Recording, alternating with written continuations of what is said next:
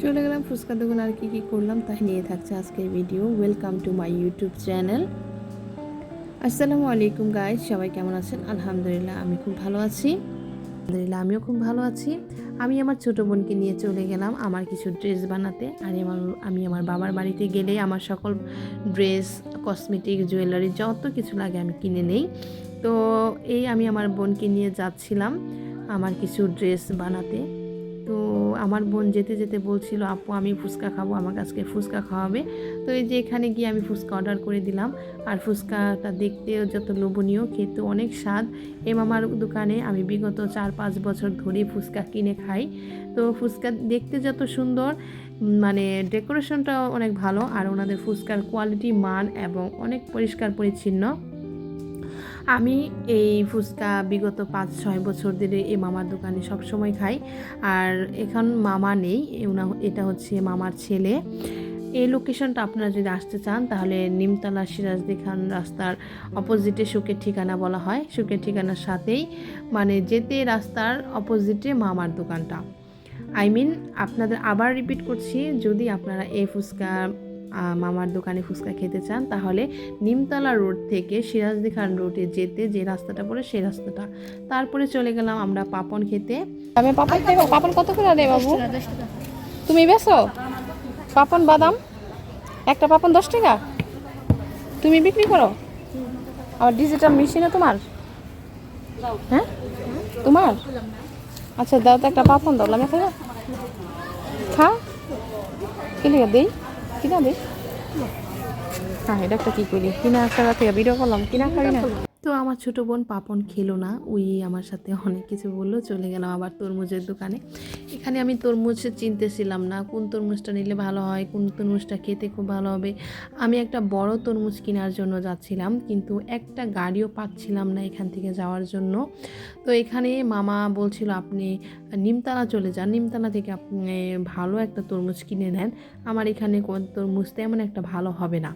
তো আমি বললাম, মামা আমি তো রিক্সা পাচ্ছি না আপাতত, আমার আম্মু রোজা রেখেছে, আমার আম্মুর জন্য একটা তরমুজ আমি নিতে চাই, আপনি একটা আমাকে ভালো দেখে তরমুজ দেন। তো মামা বলল, যে তরমুজটা ভেতরে মানে বাড়ি দিলে উপর দিয়ে ভেতরের শব্দটা মানে বেশি হবে না, সেই তরমুজটা আপনি নিতে পারেন। তো এখানে আমি তরমুজ কিনে চলে গেলাম আবার একটা মুদি দোকানে। আমার বোন নাকি একটা চিপস খাবে, চিকেন চিপস। তো ওকে চিপস কিনে দিয়ে চলে গেলাম আমি আমার বাচ্চার জন্য একটা গেঞ্জি নেব। ওর জন্য একটা নয়, মানে গরম পড়েছে প্রচণ্ড গরমের মধ্যে ওর জন্য আমি কিছু গেঞ্জি কিনবো, সেন্টু গেঞ্জি বলা হয়। তো এই দোকানে চলে গেলাম, যাওয়ার পর বলছিলাম আমাকে কিছু সেন্টু গেঞ্জি দেন। তো ভাইয়াটা সেন্টু গেঞ্জিগুলো বের করছিল আর বলছিল আপনার বাচ্চার হবে কি না। তারপরে চলে আসলাম গেঞ্জি কিনে, বাসার উদ্দেশ্যে রওনা করলাম। তো এখানে এসে দেখলাম মাশাআল্লাহ আমার গাছে অনেক সুন্দর ফুল ফুটেছে। আর এক একটার কালার দেখেন মাশাআল্লাহ, একটা গাছের মধ্যে 2-3টা রকমের কালার হচ্ছে, 2-3টা রকমের ফুল হচ্ছে। একটা হলুদ, একটা হচ্ছে আপনার ওই যে রানী গোলাপি, আর সেই হলুদের মধ্যে আবার একটু রানী গোলাপি, একটু হলুদ। এই তো আমাদের বাসা। তো বাসাটা আপনাদের এক নজর একটু দেখিয়ে দিলাম। আমাদের বাসার নিচতলা হচ্ছে মাদ্রাসা রয়েছে, ক্যাডেট মাদ্রাসা।